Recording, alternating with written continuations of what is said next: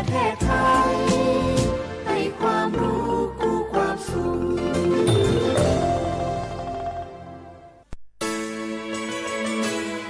สถานีวิทยุกระจายเสียงแห่งประเทศไทยจังหวัดเชียงใหม่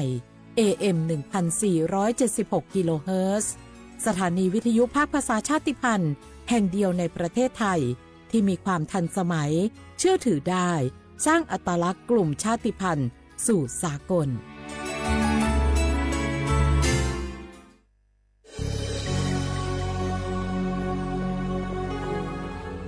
เกิดเป็นคนไทยเติบโตบนผืนแผ่นดินไทยจงภูมิใจในความเป็นไทยชาติไทยเรานั้นนับเป็นชาติที่มีความเป็นมาเก่าแก่ยาวนานเรามีภาษาวัฒนธรรมและมีสิ่งต่างๆที่เป็นเอกลักษณ์ให้เราได้ภาคภูมิใจในความเป็นคนไทยเราควรเห็นคุณค่าและมีความรักชาติหวงแหนแผ่นดินอันเป็นมรดกของบรรพชน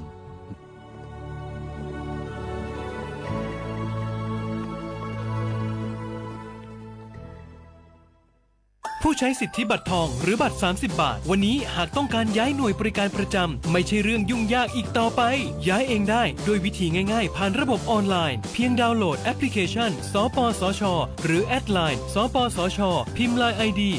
@NHSO เลือกเปลี่ยนหน่วยบริการและทำตามขั้นตอนแค่นี้ก็ย้ายหน่วยบริการได้แล้วแถมยังสามารถใช้สิทธิรักษาได้ทันทีสอบถามเพิ่มเติมได้ที่สายด่วนสปสช1330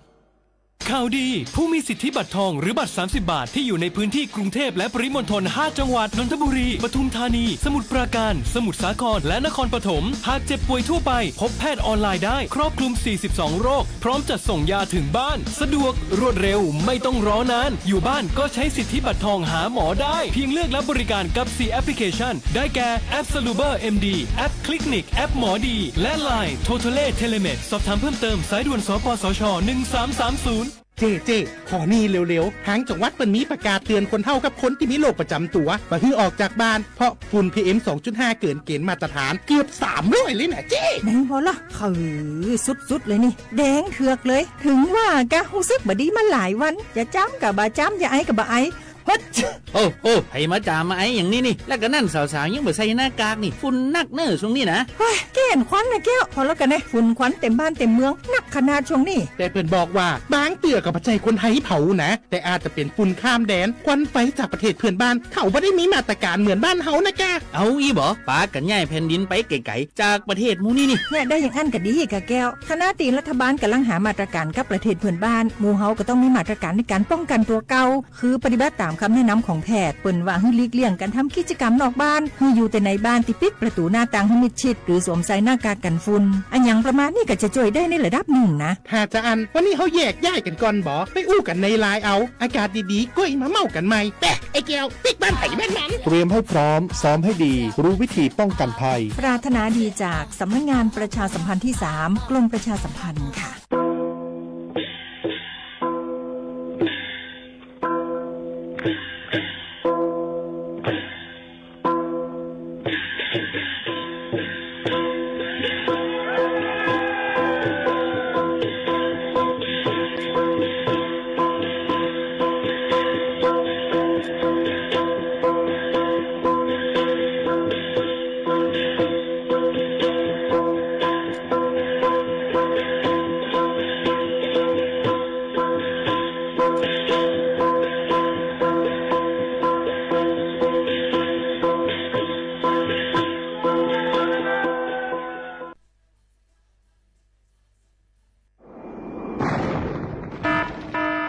เจดอนเก้งใหม่ย้อนตั้งโฮมือกูฝ่ายเงื่องแวลองเผาป่าไม่เถื่อนคือไห่สวนตอนตาที่ลดย่อมหมอกก้อนกล้องในจันล้มจอมหนังคอปืนเผาไว้หนังฮือเตกุ้มทิ้งลองเผาในหลายๆพื้นที่รวยอ่ำปันเผาสังเสอิดตาที่เฮ็ดเฮาจันล้มอ่ำมิกหมอกก้อนกล้องก้อนโม PM 2.5 เตเอาเนื้อวันที่1เดือน1 2สิงหาปากปลาย68ต่อถึงวันที่15เดือน5 2สิงหาปากปลาย68สั่งว่าหลูไล่เผาในจึงเตไล่ลงเส้นหมายย้อนขว้างดีแอปพลิเคชันไฟล์ดีเลยอยู่ค่ะสั่งป่นเป็นเดญาตามตบคอกแลไม่ตามเงินอ่ำป่น2หิงหาปากวัดอ่ำนั้นตั้ง2อันเก้งใหม่ปันเฮียงดาได้ใจเทคโนโลยีดาได้เพียวกวยยุกยักแลไม่ดอกในให้ในสวน หนังหือลองเผาป่าไม่เตลดย้อมและเฮ็ดให้สภาวะฟิงตื้นเป็นจืนสลีดากยินยาวข้าวหึงสังทั่วพันลองเผาในปืนตีหามเผาอำนั้นทั่วพันคนเฮ็ดพิษกับสืบเติงลาดกว่าได้ดี0531128808อำนั้น191ไหล่24โจมองค่ะ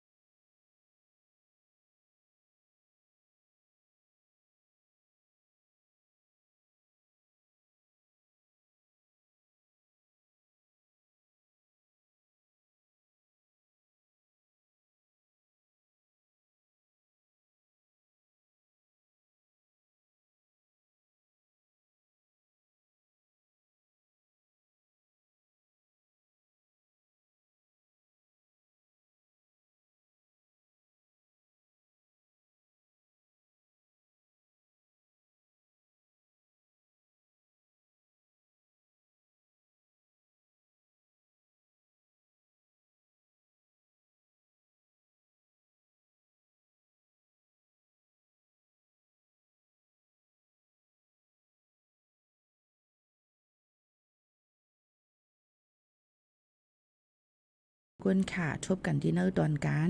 ห้องปล่อยเสียงสวทเก้งใหม่ AM 147กิโลเฮิรตซ์ค่ะอยู่เป็นอุ้ยก็อุ้ยเซปอแม่พี่น้องเขาในวันเมื่อในเป็นวันอันลำลองค่ะเป็นวันเฮียงการลุมฟ้าเป็นวันเฮียงการจึงไทยในนั่นค่ะเมเดย์ในนั่นค่ะพี่น้องเขาค่ะรู้เหตุการณ์กันอยู่ค่ะ5บางก็ว่าเขาค่ะอ่ำเลยลือค่ะเหตุการณ์อยู่ค่ะเหมือนกันค่ะยิ่งหมู่เขานู้นก็เหตุการณ์ย้อนว่าเปิ้นว่าห่มเลยใจเฮียงการเฮียงเอ็นมาเอ็นเฮียงเฮานั่นค่ะเนาะเปิ้นว่าเฮาค่ะเหตุการณ์อยู่ในเป็นแซอในค่ะว่าก็เปิ้นนั้นก็ดีเลยมาเหตุการณ์นี่ค่ะเนาะก็กะว่าวันเบิ่นในนั่นเปิ้นเดี๋ยวไว้ลองลำลองเนี่ยค่ะนะพี่น้องเขาในวันที่1เดือนธันวาคมเดือนเมเดย์อันว่าในนี่ค่ะเนาะพอถึงมาในวันที่1เดือน5กูปีเตเป็นวันเฮียงการเตขึ้นมาเมื่อปี2504ปากปลาย75ปีพุทธานั่นค่ะเนาะก็เปิ้นนั่นแหละเตเมียนจอมมือปานจอมพลป.พิบูลสงครามนี่นั่นค่ะเป็นจอมพ่องหลงนั่นค่ะเมืองจึงไทยในขุนหอกคำปานที่8ค่ะพี่น้องเขาก็เปิ้นนั่นแหละเปิ้นก็รับห้องไว้เสไหนค่ะจ่องก็เป็นรับห้องไว้เสก็เป็นมาเป็นวันเฮียงการในนั่นค่ะพี่น้องเขาค่ะลองอันนี้ก็เตเลยว่าลำลองในนั่นค่ะวันเฮียงการในนั่นค่ะเนาะพี่น้องเขาค่ะก็มาฝากปันพี่น้องเขากะหลายก็หลายก้นก็ตีอ่อนกันลือเฮ้อลือเจอกันก็เพราะว่าเป็นวันแห่งการในนั้นค่ะก้วยกาสังว่าอำลือในจึงสังว่าอำลือในเปิ้นก็ลาดไว้ว่าเตเลยปันลองกาเอ็นหมากาเฮียงเฮาค่ะนั่นเพิ่มเติมปันพี่น้องเขาในนั่นค่ะพี่น้องเขาค่ะก็เปิ้นนั้นแหละลองตั้งซึ่งหนังไหนนั่นนะคะมันก็ลำลองไหนค่ะเนาะเฮ็ดให้อองตีหลายๆตีอันเหตุการณ์เกี่ยวกับไปลองเฮียงการในเปิ้นก็เลยลือเฮ้อลือใจกันในมาฝากไว้ปันพี่น้องเขาก้วยกามันก็ว่าตีเฮาอ่ำเลยลือค่ะในนั้นก็เปิ้นมันก็หลูเลยถามด้วยว่าเฮาขาดตกลงจึงหือเปิ้นในปันกาเฮียงหมาเฮาขาดจึงหือเจ็มจึงหนังไหนค่ะเนาะเปิ้นได้เลยปันเพิ่มเติมแถงจึงหนังไหนค่ะพี่น้องเขาอันนี้ก็ที่เป็นวันเฮียงการลุมฟ้าในวันเมื่อไหร่เอามาฝากตอนจู้ถึงพี่น้องเขาให้ไรยินถ่อมจ้อมกันในนั่นค่ะพี่น้องเขาค่ะมาด้วยเทียงอันนึงนะคะข่าวเงาฟิงฟ้าราศีค่ะพี่น้องเขาก็ติเลยหันว่าย้ำพ้องตะเหลียวหลายๆองตีหลายๆตีนั่นนะคะติหบทบยาเพฝนลุ่มๆหมักเห็บตกลงมามีลองลู่ซุ่มตั้งนำลายค่ะก็เปิ้นนั้นพี่น้องเขาก็ถูกรีไว้ฟังกันตั้งปะถ่องจึงไทยในเมืองหนังตั้งแม่ฮ่องสอนเก้งใหม่เก้งหายลำปูนลำปางพะเยาเมืองน่านเมืองแพร่อุตรดิตถ์สุโขทัยกำแพงเพชรเมืองตากพิษณุโลกพิจิตรและเพชรบูรณ์จำได้แค่ว่าหลายๆ7วันค่ะเนาะเตมีฝนตกลงมาหูปากมาใน60ในปืนตีในนั่นค่ะกลางในเจ้าเตมี22ถึง26องศาดีกรีค่ะวัยวันก็เตมี31ถึง38องศาดีกรีก็ได้ว่าปอใหม่ก็ไม่เฮียงปีเจอเย้าในค่ะเนาะก็เปิ้นนั้นพี่น้องเขาเตกว่าตาไปตั้งไหลนั่นนี่ก็ถูกลีเลยไว้ฟังยกกระถ่อมได้ข่าวเงากันหรือเสียนั่นมาตั้ง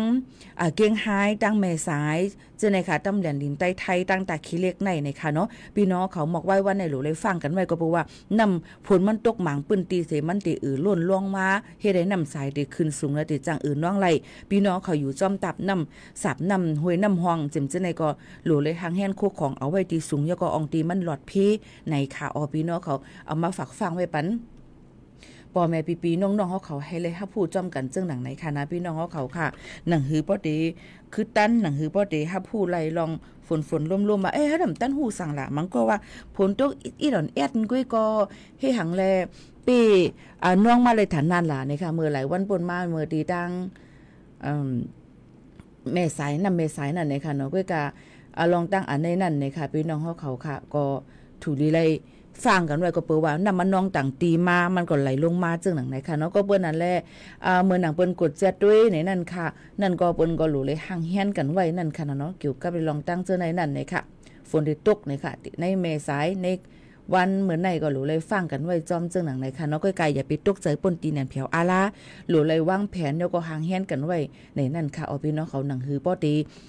คือตันยก็มีลองดูซุ่มไหนนั่นค่ะก็มาฝากตอนจุดถึงเจ้าหนังไหนค่ะยก็ข่าวเงาลือลังเกี่ยวก็ไปลองถาดสารหนู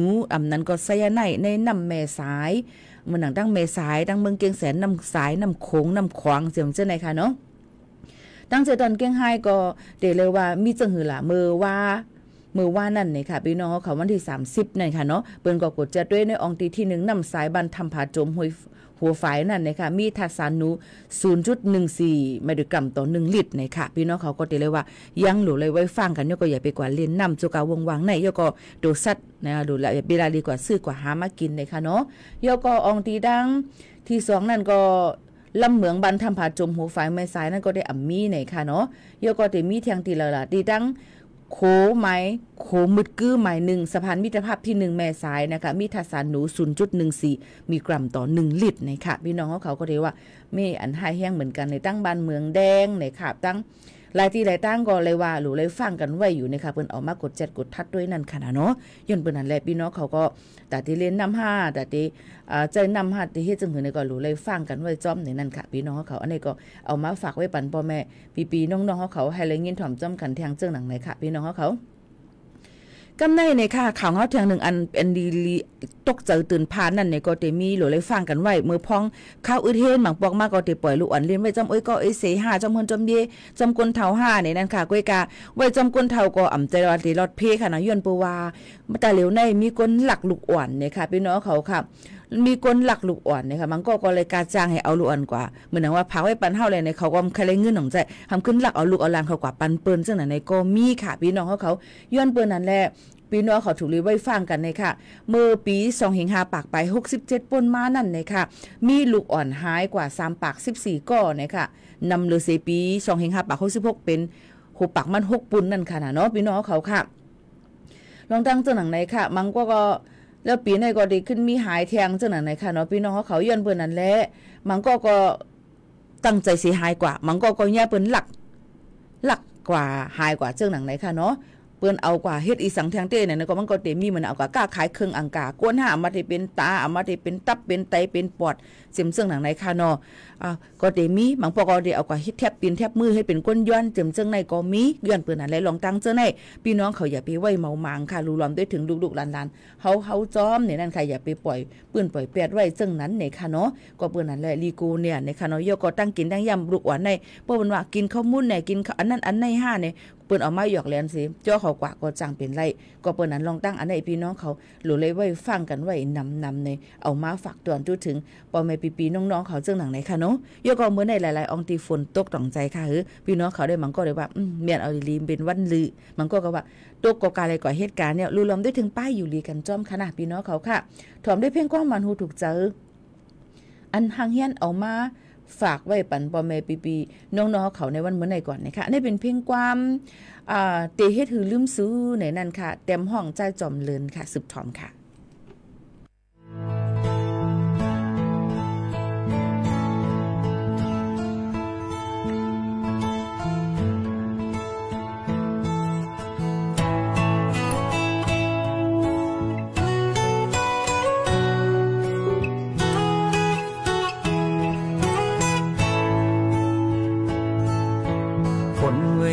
เนี่ยโต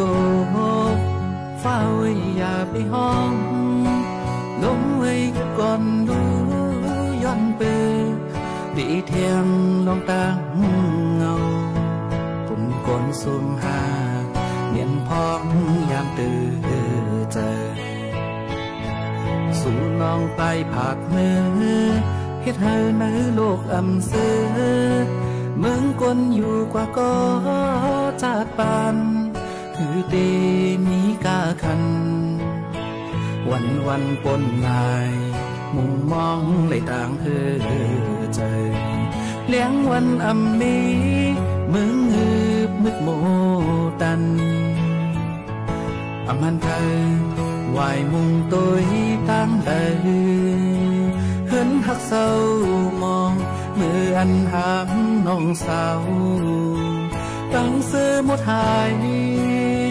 ใจคือถามนางว่าใจเฮ็ดพี่สัง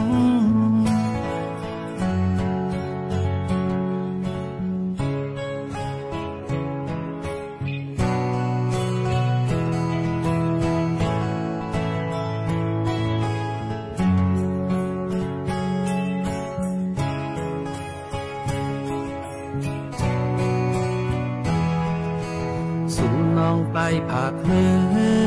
เฮ็ดให้ใน กอำเสือเมืองคนอยู่กว่าก็ชาติปานหือดีมีกาคันวันปนลายมุมมองในทางเพื่อใจเลี้ยงวันอำมีเมืองหืบมืดโมตันอามันเพลิงวายมุงตัวตั้งเลยเห็นหักเศร้ามองมืออันหามน้องสาวตั้งเสื้อหมดหายใจคือทำนางว่าใจเหตุพี่สั่งลองตั้งเสร็จจากลมีหาเนื้อลบในวันซื้อเก็บหนึ่งปุยกำไนซ้ำเป็นลองน้ำตาตีเหตุจึงเหือปอเลื่อนไหลสู่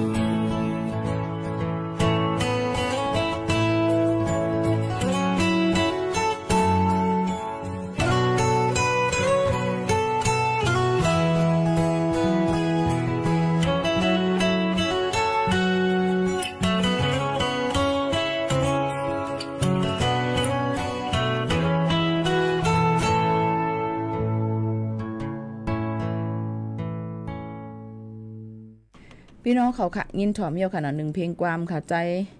จอมเหลือนห้องไวเตเฮ็ดถือลืมสู้หน่อยค่ะมันยังไงงั้นค่ะ ก็ลืมนั่นน่ะบางปอกบางอะไรมาก้นบางกอก็เดี๋ยวว่าลืมหยับเนี่ยต้องเป็นก็ลืมหยับในค่ะเนาะพี่น้องเขาค่ะก็เลยมาด้วยค่ะ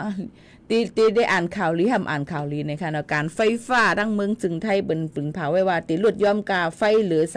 3.98 วัตต์ต่อ1หน่วยในวันในเดือ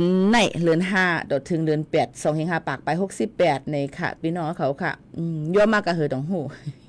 1มู1เปกะเหอนั่นลูกตี 3.99 ย่อมมาเป็น 3.98 ค่ะว่าพี่น้องเขาค่ะก็บ่มฮู้ที่เฮ็ดจึงเหี่ยวในค่ะเนาะลองตั้งจึงหนังไหนค่ะก็เปิ้นนั่นแหละก็ติเลยว่าลดย่อมลงมาเอียน7หน่วยอิดเอ็ดหน่วยในค่ะเนาะก็กะจึงหือกอลีค่ะเมื่อเลยลงมา1วัตต์เนี่ยยังติเคียนอินค่ะเนาะลงมาย่อมบัน1วัตต์เนี่ยยังเคียนอินอันใดดำไปถึงอีหยังอีแล้วย่อมมาก็โอ้ยเนาะจะว่าเมืองกวนน่ะอีสังก็มันกึ้มเลยเด้เนาะพี่น้องเขาค่ะ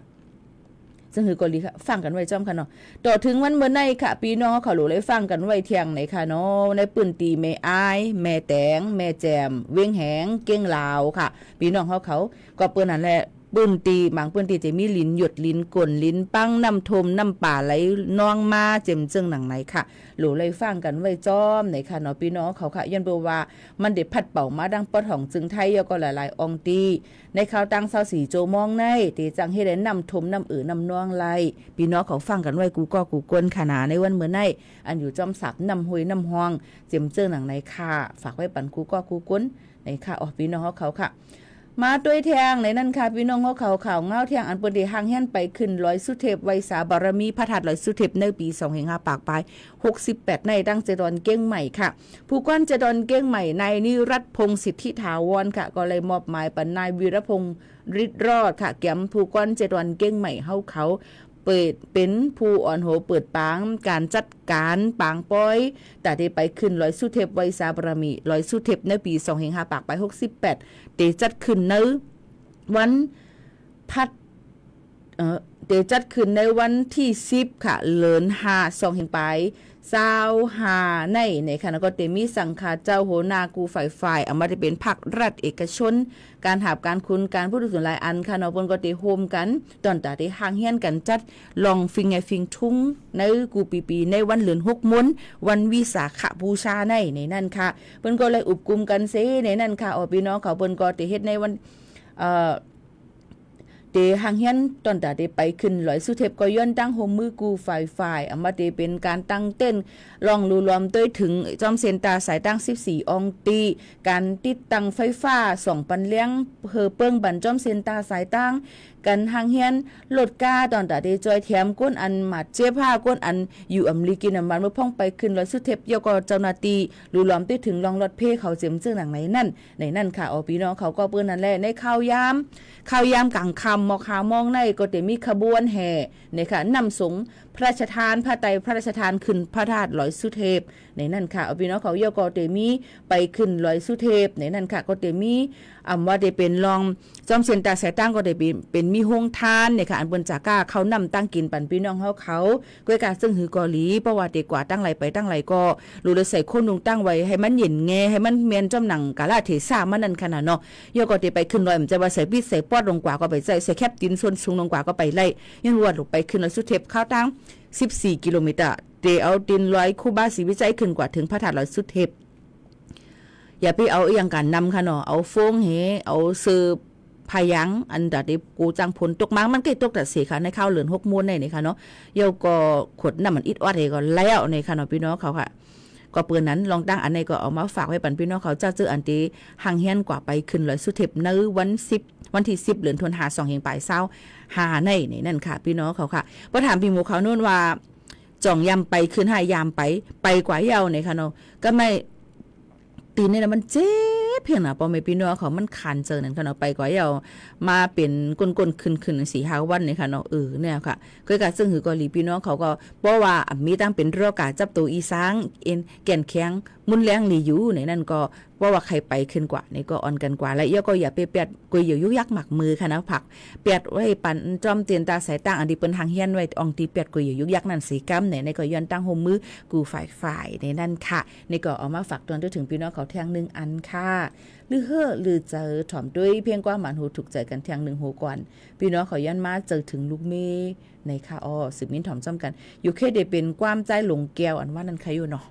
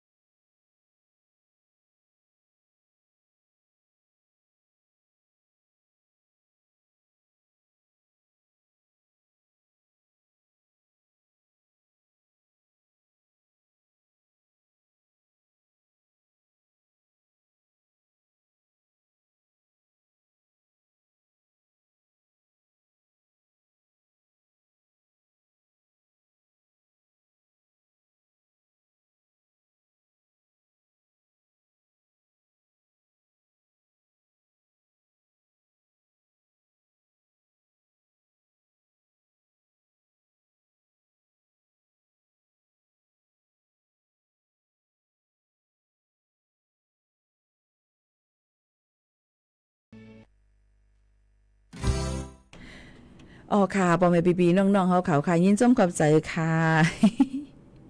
กูก็ดีต้องตักกันเข้ามาค่ะเนาะพี่น้องเขาค่ะต้องตักจ้อมกันถ่อมจ้อมกันค่ะใจถึงลูกแม่ในค่ะว่าก็ฝากปันพี่น้องเขาลิงินถ่อมยาวค่ะเนาะลองตั้งใจถึงกันนั่นไหนมันตื้นอ่ำสุดอ่ำเซงค่ะก้อยกะว่าเฮาค่ะโหลเลยหมอป่องเซออยู่หมอไว้ว่างว่านาการเฮาค่ะนั่นเฮาค่ะถูกดีเลยอยู่จ้อมกันจำกัน5เฮาค่ะซ้ำติเลยมีลองผัดเพกัน5ก้อยกะลองผัดเพกันลองห่างไกลกันนั่นโหลเลยมีลองตั้งมันกึ้มต่อกันเลยมันเกี่ยนต่อกันสั่งเสว่ามีลองมันกึ้มต่อกันในก็เจอแข็งในจึงจังผัดเพกันเป็นก็ไล่ก็เปิ้นนั่นแหละลองตั้งจะไหนดูใกล้กับสืบหากันค่ะเอามาเป็นปีเป็นน้องเป็นปอเป็นแม่ลุงป้าหน้าเอาเฮาค่ะเป็นลูกเป็นล่างนางเมเฮาค่ะนี่ค่ะเนาะกำนำพี่น้องใต้เฮาค่ะมาอยู่เซาดังเมืองจึงไทยนั่นไหนมีลูกเหี่ยวก็มามีลูกก็เอามื่อไว้ตั้งเฮิรนมามีดูเมื่อไว้ตั้งเฮิรนก็ไม่พอลูกอ่อนใหญ่มาพี่น้องเขาก็ติห้องมาก็แม่บ่ห้องมาอ่ะนี่ก็ปีโมคานุ่นค่ะตะเลวจ่องเปิ้นเฮ็ดวัดใหม่แทงค่ะลูกค้าในมันเกิดเมืองไทยมันเมื่ออยู่เมืองเฮามันเตมาขึ้นมันมีวัดไว้สังให้ไหนๆใครว่ากูวันเป็นข้อถามกูวันตอบปันกูวันย้อนเปิ้นนั่นแหละพี่น้องเขาหรือเลยมีรองตั้งการวางแผนให้หลีค่ะตาเตเฮ็ดอีสังเสอำวานั่นค่ะเนาะลูกอ่อนลูกล่างมันก็พี่น้องเขาว่าเมื่อค่าเกิดนั่นไว้มันในจึกค่าเป็นไว้พาสปอร์ตเผื่อกำในคามเป็นไว้10ปีเจมเจ้าหนังไหนเปิ้นเตยินเปิ้นเตเอาหลักฐานอันเป็นวัดไว้มือเกิดทางลูกอ่อนอันเป็นโรงเสียนไม้นั่นกุ้ยนี่ค่ะหลักฐานในลำลวงเนี่ยนี่ค่ะเนาะศักดิ์ศรีหลักฐานพยานอันว่าในเอกสารอันว่าในพื้นลิกพื้นไร่ในมันลำลวงเนี่ยย้อนเปิ้นนั่นแหละพี่น้องเขาติเฮ็ดอีสังก็วนสอนปานาปาหลังนั่นค่ะเนาะกำนำพี่น้องเขาว่ามีเอาไว้เกิดแก่กะตะเลวอูเมงก็คัสำเปลี่ยนไว้มันอยากเป็นซึ่งนั้นค่ะย้อนเปิ้นนั่นแหละลองตั้งเจ้าไหนมันก็ขาดขามันก็เตเป็นรองตั้งพิษเปิงแล้วก็เตเป็นรองตั้งตายหยับตอนตาลูกอ่อนลูกล่างพี่น้องเขานั่นเจิงหนังไหนค่ะอันนี้ก็เอามาฝากฟังไว้ปันพ่อแม่พี่น้องเขาจ้อมในนั่นค่ะเนาะพี่น้องเขาหนังฮือบ่เตสืบเฮ็ดเฮาปันนาการลูกอ่อนเขาให้มันไหลลีแล้วก็ให้เขาบ่มีลองการเฮ็ดแล้วก็ลองจัดปานอันเขาเตลีลองวัดลองไว้เขานั่นก็ให้มันลีนั่นนี่ค่ะเฮาค่ะเลยวางแผนกันไว้ลีในนั่นค่ะพี่น้องเขานี่ก็ฝากให้ปันเจ้าหนังไหนค่ะมาด้วยเที่ยงอันนึงค่ะพ่อแม่พี่น้องเขาค่ะเฮาค่ะเดเลยหันว่าในนั่นค่ะเนาะพี่น้องเขาเมืองเฮายามพองแต่เหลียวตั้งเป็นก็มีลองปังตึกโตกันนั่นค่ะเนาะพี่น้องเขาเฮ็ดได้อย่าผึดเนียนในนั่นค่ะก็เปิ้นนั้นลองตั้งเจ้าในก็เฮาค่ะก็ถูกลีแล้วไว้ฟังกันกูลองกูอันในนั่นค่ะสืบเมื่อดอมเตติวันติเฮือนเฮาค่ะจ้อมหนังหือมันต้องเปลี่ยนจังหือพองจ่องรถ P5 ซึ่งหนังไหนลองกับสืบหากันก็ให้กับสืบหากันอย่าไปขาดไปไว้สังเจว่าอินเทอร์เน็ตแรงฟงอ่ำลีในนั่นพี่น้องเขาก็ถูกลีไล่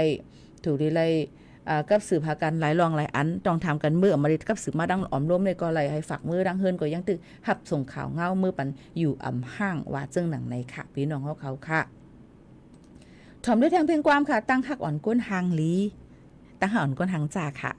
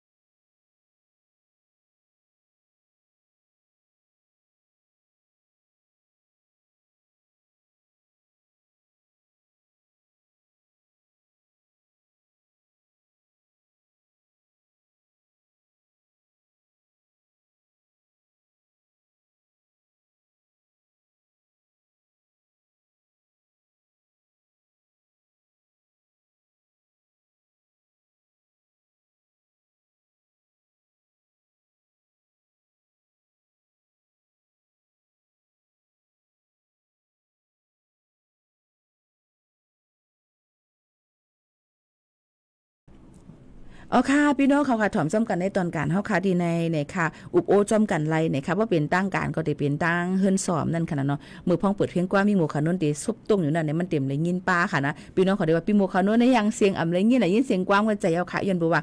เครื่องมิกเครื่องเสียงเฮาค่ะเดี๋ยวเฮาได้ปีกแบบมือเฮาพองลาดด้วยกับเฮาลาดกับแทงไลฟ์แทงอันนึงจังไหนค่ะเนาะพี่น้องเขาก็ติดตามกันไล่ใครต้วยเป็นตั้งการใครต้วยเป็นตั้งการนี่ก็เข้ามาถ่อมจ้อมกันไล่ในนั่นค่ะตอนไหนเพียงกว้างอันพี่น้องเขาย้อนกันเข้ามา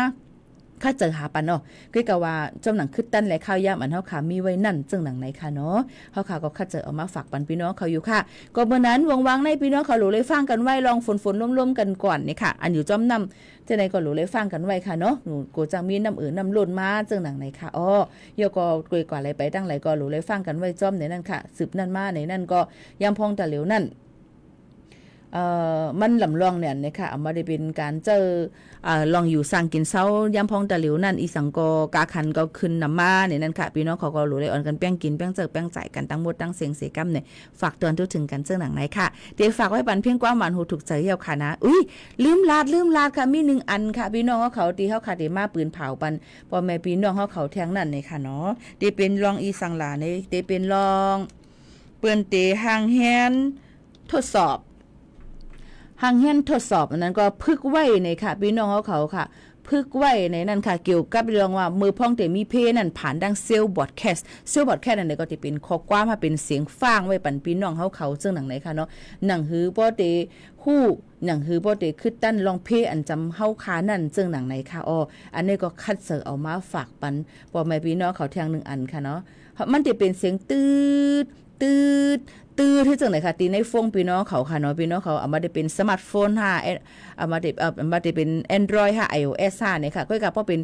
หรืออะไรเป็นอัปเดตอันเป็นเวอร์ชันอันใหม่ที่สุดนั่นค่ะเนาะก็กับว่าเป็นฟงรุ่นเก่านั่นก็จะเป็นข้อความแจ้งเขากับว่ายังจังไหนเห็นจังไหนค่ะเปิ้นก็ได้มีข้อความกับปันพี่น้องเขาให้เลยค่ะผู้ตั้งฟงพี่น้องเขากูเครือข่ายในนั่นค่ะ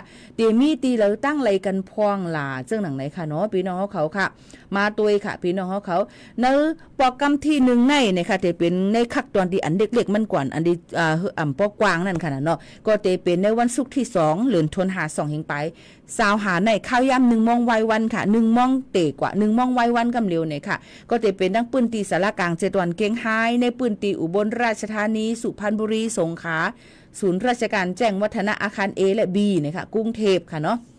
แล้วก็เดี๋ยวจางหบทบยาจอมพิมพ์พร้อมนั่นจอมก็จางเป็นไรในนั่นค่ะเนาะอันนี้เป็นคักตอนอันเล็กมันค่ะอันที่เปิ้นที่ปันฟังให้พึกไว้เกี่ยวกับไปลองว่าให้หางเฮียนให้คึดตั้นมือพ้องเดี๋ยวจางทบเพนั่นในนั่นค่ะพี่น้องเขาผ่านตั้งมือถือฟงพี่น้องเขาเอามาได้เป็นข้อความและเสียงฟังนะคะเนาะแล้วก็โปรแกรมที่2เดี๋ยวเป็นในวันพุธที่7เดือน5 2เฮงปลาย25ข้าวยาม1 โมงวัยวันเหมือนกันค่ะเนี่ยก็จะมี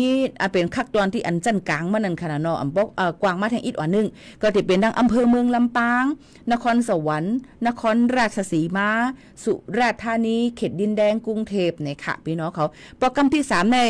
มันกว้างค่ะก็แม่โปรแกรมที่3ในเปิ้นติห่างเฮียนกันไว้ตอนตาเดฝากฟังเฮาแจ้งข้อมูลข่าวสารว่าเฮาห่างเฮียนให้คือตั้นลองหลอดเพว่าเพจำไม่แล้วนะเอามาได้เป็นเพพื้นเพไผเพแผ่นดินไหว5เพอีหยังจังหนังไหนค่ะเนาะเพิ่นสึนามิจังไหนเปิ้นก็ติลาดมานี่นั่นค่ะอันเป็นเพนั่นหิมหอมเฮาค่ะนั่นนี่ค่ะโปรแกรมที่3เนี่ยเป็นในวันอังคารที่13เดือนธันวาคม2เฮงปลาย25นี่นั่นค่ะข้าวยาม1 โมงวัยวันเหมือนกันค่ะเดี๋ยวในปื้นตีเป็นคักตอนอันใหญ่มันค่ะเนาะเป็นในปื้นตี7ตอนเก้งใหม่กูตีค่ะสู่เขาให้อยู่ดังเก้งใหม่ก็เตไลว่าเหรอเตไลข้อความนั่นก็เสียงมาตื้อๆเดี๋ยวเขามาดังฟงเขาขายพี่น้องเขาค่ะเนาะตั้งเจดอนเก้งใหม่ค่ะตั้งอุดรธานีพระนครศรีอยุธยานครศรีธรรมราชและกรุงเทพในนั่นค่ะลองตั้งเจอไหนก็เปิ้นนั้นแหละก้นอันเจเลยครับก็คือก้นอันเจอที่หันข้อความเนอฟงพี่น้องเขานั่นนะคะยกก็เสียงฟังกันไว้ในนั่นค่ะเนาะเปิ้นก็ตีเป็นว่าข้อความภายไทยค่ะเนาะทดสอบการแจ้งเตือนเซลล์บอดแคสต์จากกรมป้องกันบรรเทาสาธารณภัยนะคะอย่าตื่นตระหนกอย่าไปตกใจนั่นค่ะเนาะพี่น้องเขาค่ะแล้วก็เป็นเจ้าหนังไหนค่ะเนาะแล้วก็ป้อเป็นเสียงก็ติบี้เขาก็ป้อมาว่าเจ้าไหนค่ะเนาะพี่น้องเขาอย่าไปตกใจในนั่นค่ะเนาะก็เปิ้นนั้นแหละลองตั้งเจ้าหนังไหนนั่นเปิ้นก็ห่างเฮียนกันไว้ในปืนตีปัดปืนปอกกำที่1ในนะคะเนาะก็จะเป็นตีมือผูกเนี่ยค่ะเจ้าหนังไหนค่ะเนาะมันก็จะมี3ปอกจอมกันดังเก่งใหม่ที่มีวันที่13ในนั่นค่ะ พี่น้องเขาค่ะนี่ก็เอามาฝากบรรพี่น้องเขาให้เลยฮับผู้จ้อมกันซึ่งหนังไหนค่ะเนาะผ่าดันพี่น้องเขาเมื่อกว่าก่อนเย้าค่ะจ่องขึ้นทบกันแข่งค่ะหมายซึ่งค่ะ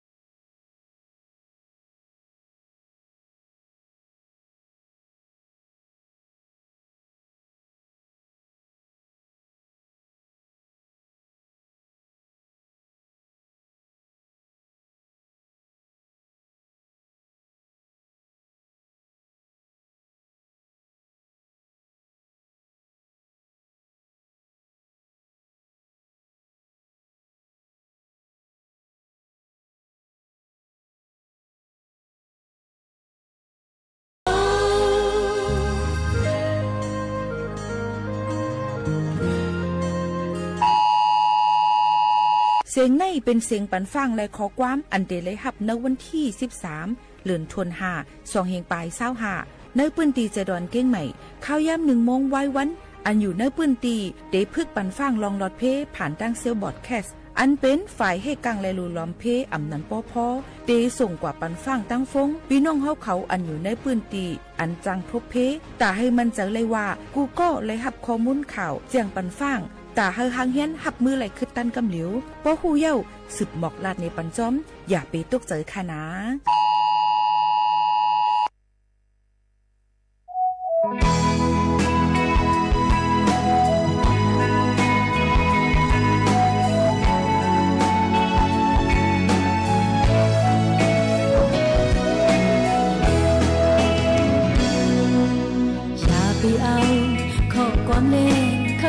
ย้อนตั้งหักเทอย่าไปเอามิดน้ำตาย้อยตุกกิ้งเฮยองเมาลองหักเป็นในละจึงมีน้องมากายก็ตัวจะน้องตื่นว่าอำยุ่งแทงปองสอก็อำคุตั้งหักตีมาโมอยากหาเก่าเจอเลยยุ่งยำความหักอันพังเลยยังปองเจอหน้าเป็นงนหาคำตัวมาโอเจอน้องปอเลยอยู่แล้วว่าออกเขาจึงมือหน้าตั้งหักเป็นไฟไม่เจอปันกัดเย็นน้องใจมาเก่าให้เป็นน้ำตาตั้งหักเล่นใจเก่าอย่าทิ้งปอให้สุดสิ้นใจในตัวหรือเพราะเคยโหตีอังขึ้นหาจับมาเทงในมีตั้งตียุ่งใจงบประมาณให้เป็นไปตามความต้องการของคนส่วนใหญ่โครงการ SML ส่งตรงโอกาสถึงชุมชนโดยชุมชนเพื่อชุมชนเกิดเป็นอาชีพสร้างรายได้และเป็นรากฐานในการดำเนินชีวิตอย่างมั่นคงสำนักงานกองทุนหมู่บ้านและชุมชนเมือง